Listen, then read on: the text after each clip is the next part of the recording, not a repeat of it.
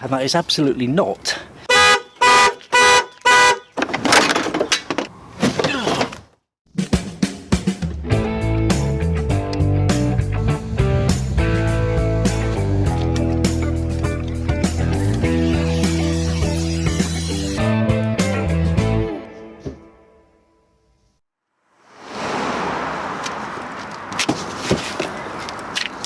Hello, Johnny London here once again. Now, there was just one other little thing on this car that I forgot to mention in amongst my big long list of things that didn't work when I bought it, and that of course was the air conditioning. Now, when I bought the car, it was the middle of winter and I wasn't really sure if the aircon was or wasn't working. There was cold air coming in, but it wasn't exactly warm outside. So as it turns out, of course, no, the air conditioning wasn't working. I regassed it last year, and that lasted about a day and it all leaked out and went away. So I've got to the bottom of the fault now, and it turns out there's a leaking air conditioning radiator or condenser. It's sort of like a, it looks like a sort of normal radiator. It cools and condenses, and that's been hit by a stone and it leaks. So I bought a new one along with another part, and also some seals that I'll need when I remake the connections. So without further ado, let's crack on and see how we get on with this.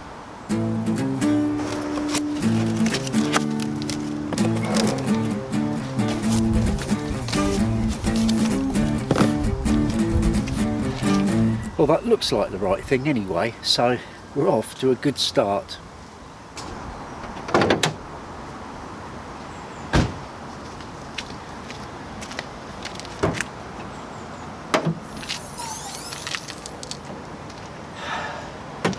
Well, and as I understand it, and have looked online of course, first thing to do is take this top panel off, and that's just a few bolts and a few little pop out plastic things.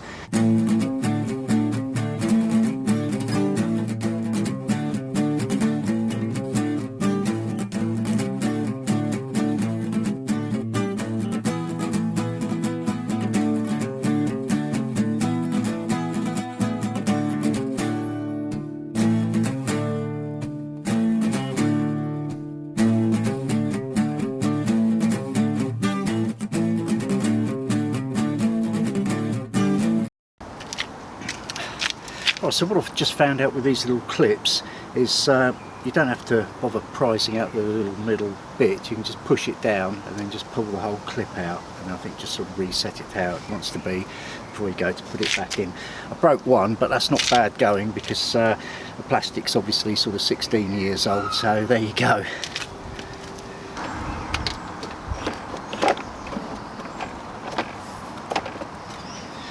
Battery cover seems to be in the way.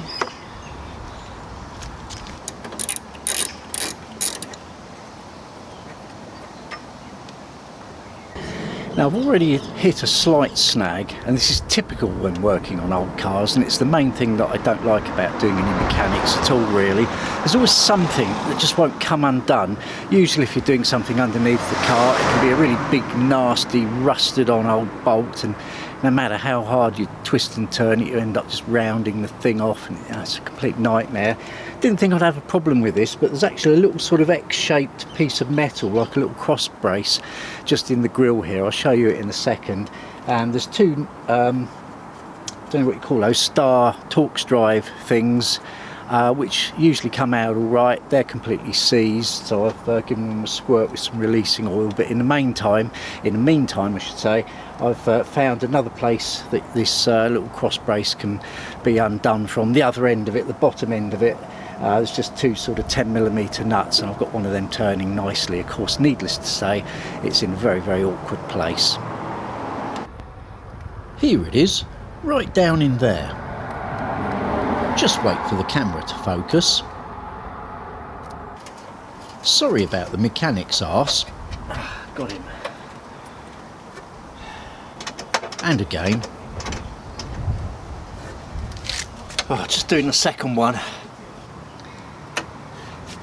It's just a little cable tie to cut that's around a bit of conduit with some electrical wires in it. I don't know if it's for the horn or something.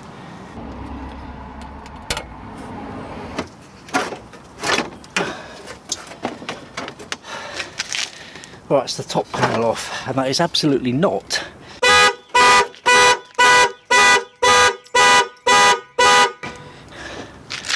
Never keep the keys in your pocket. I'm always doing that.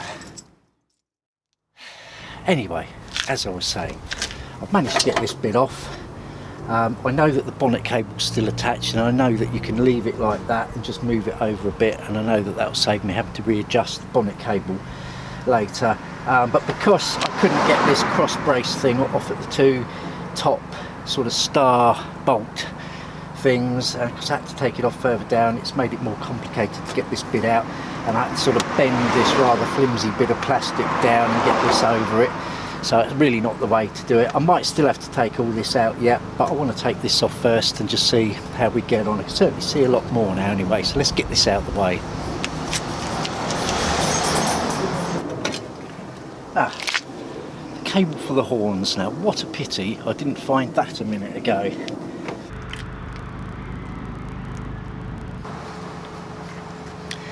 Now, there's one thing to this. This has got two valves, one on the high pressure side and one on the low pressure side, and if there's any coolant at all in the system, you shouldn't open up the system. You should take it to get it professionally drained. There's I don't know, some sort of gas in there, Freon or whatever they use, and it's sort of bad for the environment. I mean, the thing is, you can have it regassed and the gas will work its way out over the course of a year, and you can have it regassed again, so they're obviously not that bothered about it. But obviously we don't want to make matters any worse than they already are. So if I find that there's any gas in here, I would have to have it professionally drained for my own peace of mind. However, there's a needle valve in here. It's just like on your car tyres. If you poke something in there, the needle valve's going up and down. I think I might have heard it just sort of goes like that. There's nothing in there at all, and I've already checked the one on the other side. As I said, one's high pressure, one's low pressure. I can't remember which is which, but they're both completely empty, so I'm good to go ahead and undo my connections at the cooling radiator.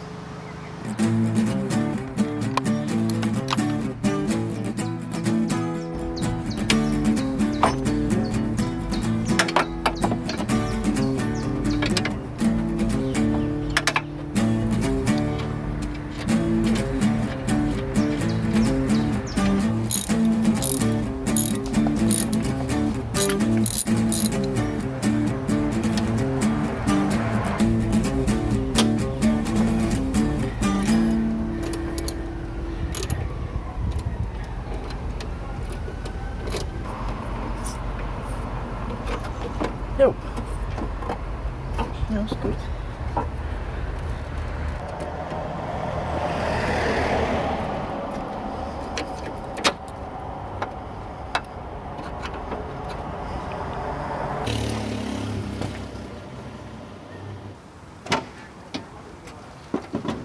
Not much room to get this out.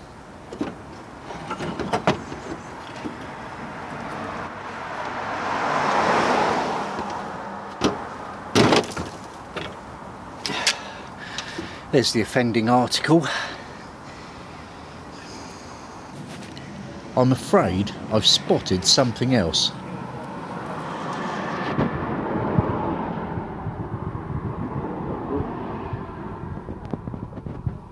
Looks like I'm going to need a new main radiator too. I might as well loosen the front up now. I can't seem to get this off actually for some reason. I've removed all the screws. But...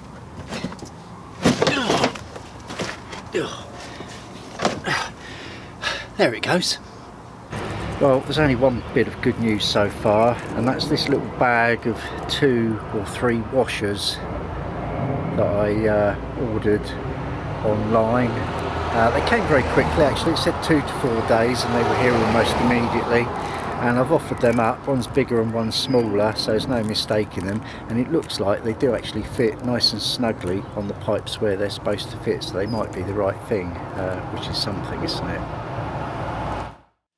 Right, well, that's the radiator ordered, and also a good few litres of coolant, which is a bit annoying actually, because that comes ready mixed now. In my day you could just get a small sort of, you know, like a litre of it, and it'd be neat coolant, and you could dilute that with a few litres of water. So I had to order 10 litres because I need 6.8 litres for this, so that's all on its way. Now that's sorted out, I'm going to actually try and take the radiator off. I need to drain the system first, and I've had a look online. I couldn't find all that much about it actually, but I did find that there's a drain cock on the side of the radiator, which is nice. I don't think we really had anything like that in my day. We just used to take the bottom hose off and let it all splosh out. So I can catch it all. You know, it's all full of heavy metals and things, apparently, that coolant. So I'll put a hose on the little sort of pipe that will open up when I undo the drain cock. There's all a special connection for that sort of thing under there. So I'm going to just start draining the system down now, and we'll just have a quick look. It's a bit hard to get in there really, but I'll just try and show you what's happening as I go. I'll tackle the radiator mounts here and here.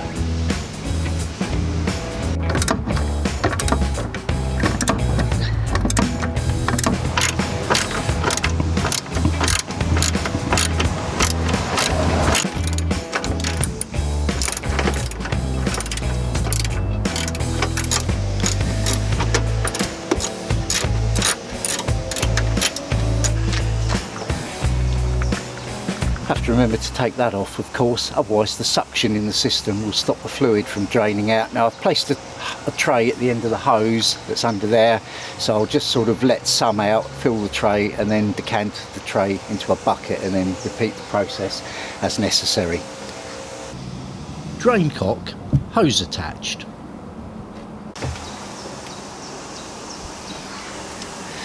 Well, I've done that quarter of a turn, which seems to be all it wants to do. I think it's off one way and on the other way, or open and closed I should say, and I'm getting nothing out of that, and I think that might be down to the fact that the radiator has probably already emptied itself. I'll have to take a hose off now to go any further. I use mole grips to clamp the hose clips open.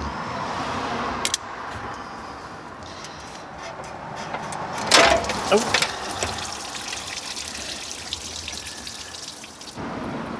Most of it went in the tray. There we go.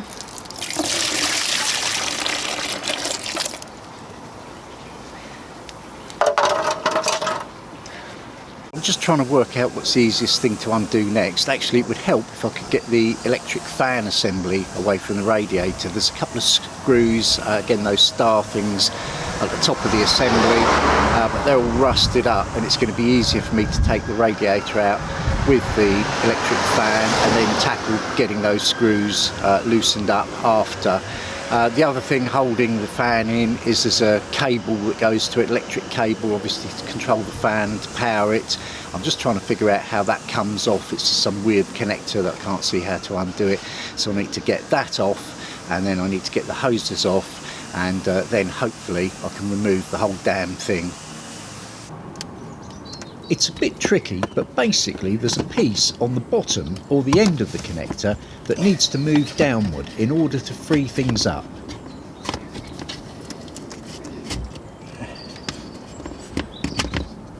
There we are. Another tray full.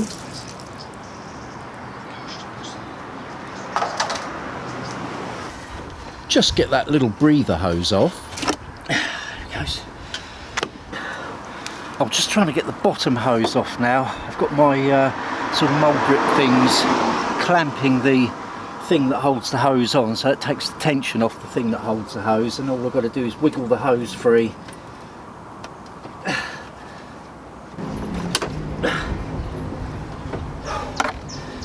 Oh, that's off.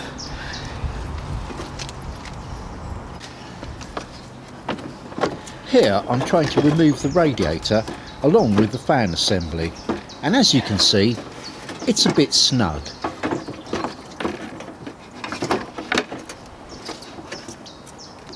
Oh, come on.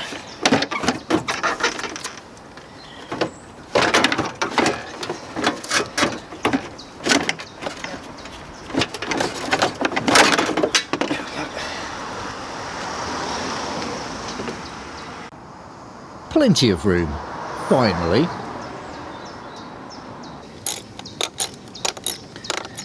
And with the radiator out, it's a lot easier to remove the fan assembly.